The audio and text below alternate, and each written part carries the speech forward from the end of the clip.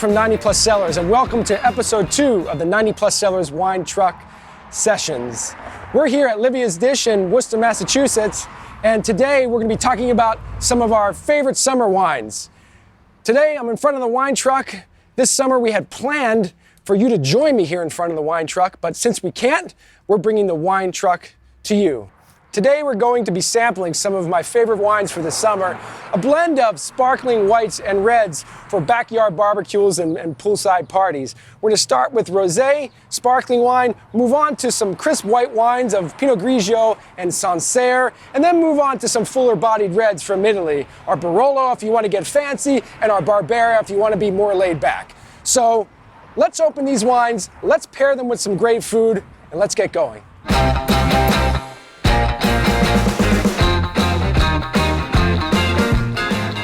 Hi, I'm joined here by Oriola and Enton of Livia's Dish in Worcester, Massachusetts, and also of Altea's in Worcester. How are you guys this morning? Very good. How are you? I'm doing great. We've got some wonderful food here. We've got some great wines to pair. I'm excited to get into this. How about you? Oh, we're very excited too. anything with wine in the middle, it's Absolutely, nice. Yeah. Absolutely. We're in a good spot right now. Definitely. It's a place to be here in Worcester. Yeah. So, what can you tell me about Livia's Dish and Altea's? When did you start it? Why? Yeah. How long ago? What makes this place special? Because it sure is great to be here. Thank you. So Livia started 8 years ago. Yeah. And it was a dream come true for both of us. Enton is the chef, and I'm the front of the house. And it was like, I'm a business major. He's went to Johnson & Wales, so we just a good match and decided to open a restaurant. We named it after our youngest. She was only a year and a half then, so it was a lot of work, but 8 years later, and it looks like it was yesterday. It just really flew by. We're a brunch place. We're open 7 days a week, 8 to 3, and what we do best is pairing our food with some really good Prosecco. Of course, fantastic Prosecco. Some nice rosé. And we definitely are trying to bring to Worcester, that big city, lively kind of atmosphere. And we are unique on that sense when you talk about Worcester. But the foodie scene in Worcester has improved quite a bit in this 8 years, and we have grown with it as well. That's fabulous. I can only imagine what it's like to be your daughters with restaurants named after them. I think that's pretty special. I don't know, it's gotta be, but there's a lot of work that comes with it too, because we have to miss some, birthdays and stuff. But it's a family, a true family restaurant where everybody has to chip in and work together. Well, it's a wonderful place, and we're happy to be here, I can't wait to talk about these dishes today. And we're going to start with a caprese salad, kind of a summer staple, simple summer staple when it comes to enjoying, summertime and everything it has to offer. So, Enton, I want you to, tell me a little bit more about this particular caprese salad, and as you're doing so, I'm going to get this bottle of bubbly ready for us to enjoy. Definitely. Perfect. So we have this is an Italian dish, a nice summery salad, and it comes with fresh bed of lettuce with some fresh beefsteak tomatoes, fresh mozzarella cheese, and we made our own pesto, a fresh pesto. We drizzle it with pesto and some balsamic reduction. It's really nice in the summertime. It's refreshing, it's cool, and it's crisp. What's the key to making a great caprese? Because, the ingredients are so simple that... The fresh ingredients. We have the pesto we made in-house, and the tomatoes we got good quality, and the mozzarella cheese, it's really, really good. It's creamy, and it melts in your mouth. Well, I'm going to serve this, alongside of a sparkling rosé from northern Italy. You need a sparkling wine to start off anything, right? Yep, I agree. So I think this is a great sparkling wine to pair with the caprese. You mentioned the freshness of the tomatoes.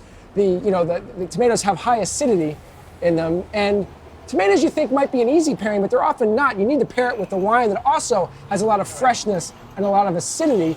Otherwise the wine will seem a little bit dull. And so there's nothing more refreshing than a bottle of bubbly to pair with this. I agree. And I'm excited about this wine. This wine comes from northern Italy. It's not Prosecco, but it's made like Prosecco. It's not a champagne quality. It's more the bubbles get into the wine through a secondary fermentation in tank as opposed to a bottle, but it's designed to be extremely fresh, extremely fruity, easy to like, and not all that expensive.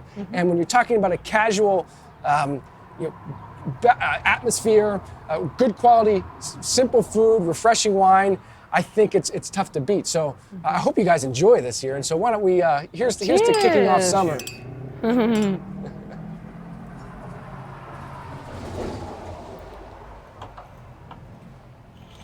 Boy, that tastes good in the hot sun, don't you think? So good. Oh.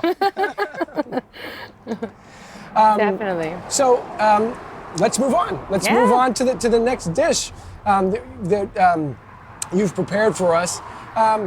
The dishes today I love because they're simple, they're easy to prepare, but they're delicious, and they're very so easy to like. And so next we have an Italian panini. Yeah. So why don't you tell me a little bit about this dish? Italian panini, it's one of the favorite.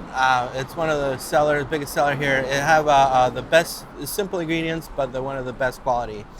We start with a fresh panini bread, which we made in-house from scratch, and it's just like a sponge. And then we do our fresh pesto, fresh mozzarella, and roasted red peppers. We roast our own peppers.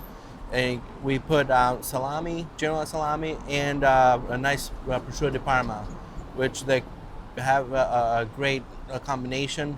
And we press it on our panini press, and we serve with hot, fresh French fries, hand-cut French fries, and it's just delicious. One bite, it just melts in your mouth. You know, something like this, a dish, a sandwich, when I hear you describe how this is made with mozzarella, homemade pesto, homemade bread. That's a lot of work it takes to put a sandwich on the table. Absolutely. It's it takes a lot of work, but when you see the faces of the customers that really like and enjoy it, you're proud of yourself. I can't wait to sink into that a little bit later, man, because I know that crispiness, softness of the bread, and that saltiness of the meats and the tanginess of the pesto and the mozzarella has got to be a wonderful combination. Yep. And so I have two white wines to pair with this dish. The first wine is a little Pinot Grigio from northern Italy, from Trentino. And the reason why I chose Pinot Grigio is because, again, simple, uncomplicated, refreshing, something that pairs well with the saltiness and the savoriness of the cured meats in the sandwich. And I think it's important to note that we're here pairing wines with great food, good quality food, sandwiches. This is food that is very kind of widely enjoyable by everybody. And Definitely. a lot of times people want to have a beer with it, which I like to have a beer too sometimes with these wines, or something else. But you can have just a simple, refreshing, white wine in this case with a dish, and I think some people have to kind of expand their mind a little bit when it comes to pairing a beverage with something just as delicious as this panini, with something that is also kind of equally simple, but also refreshing and just easy to enjoy, uncomplicated, and makes for good sharing. We agree. Cheers. Cheers. Cheers.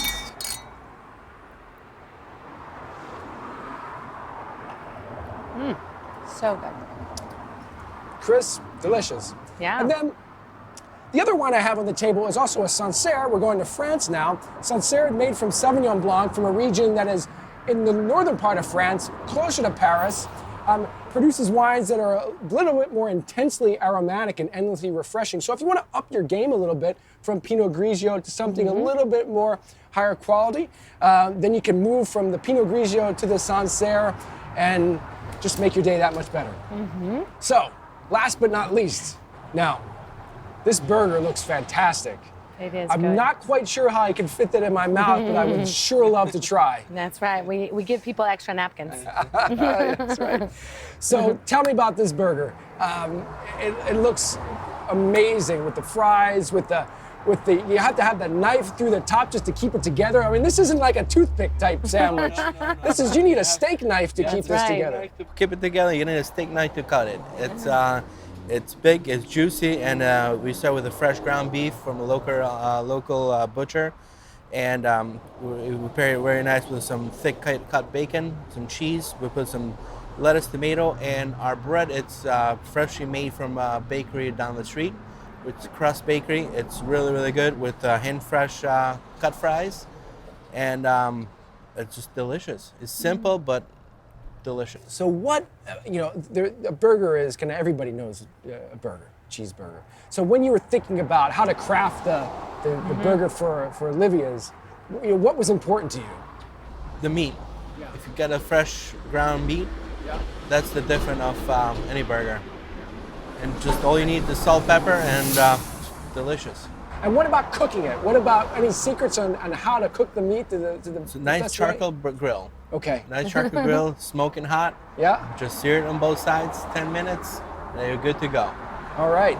Put all the fresh ingredients, and you can ask for more.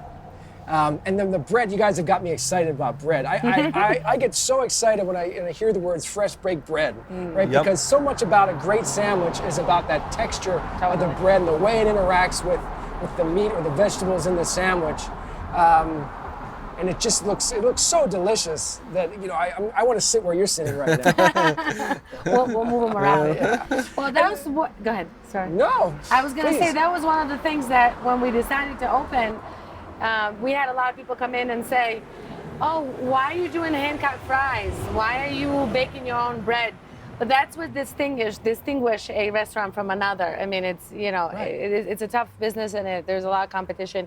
But to your point that, you want to try something that you're not going to be able to get anywhere else. And the only way to do it is by working hard on yourself and make it from scratch. And when you taste this food, you understand why, Yes, right? The difference that it makes when you taste the food. For sure. And it makes you want to keep just going back for more. So, That's our secret. It's a special burger. I'm going to kind of go out on a limb with the wine choice and pair it with one of our best wines, our Barolo from northern Italy. Barolo is known in the area as the king of wine, the wine of kings. It's made from a grape called Nebbiolo, also the same grape that's used in Barbaresco, known as the killer bees in wine speak.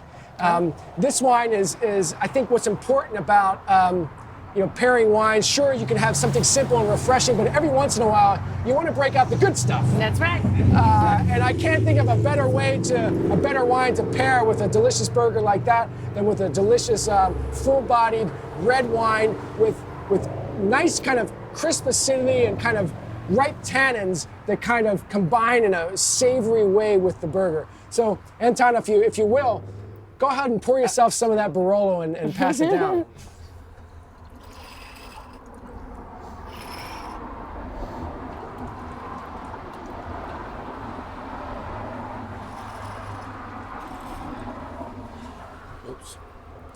Notice that the color on this wine, particularly of Barolo, is a little bit lighter. It's not your darkest color red. That really has much more to do with the nature of the grape than it does with the nature of the wine. And when you taste the wine, you'll taste it's not a light wine by any means. Mm-hmm.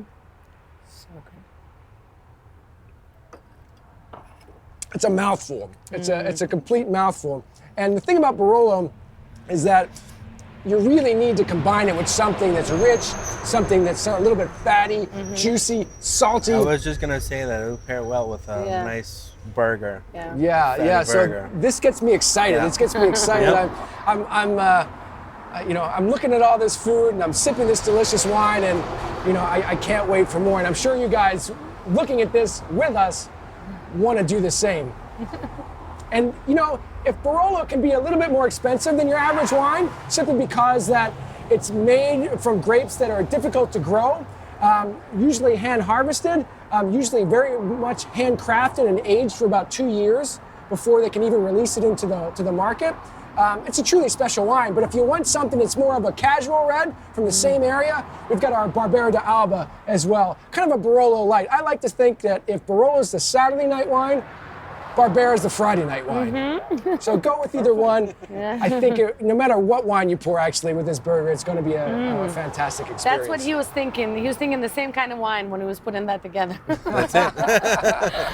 I was drinking that kind of wine. So it's been wonderful just doing this Same, yeah. short little pairing with you guys. This is an exciting place to be. It's a wonderful deck. It's a difficult time, For sure. right, for restaurants and Definitely. for yourself. And so I'd love to know a little bit about how you're working. Given the environment, given that restaurants aren't able to operate at full capacity, what are the things that you're doing to really stay afloat and thrive as much as you can in this environment? Well, first of all, we really have to.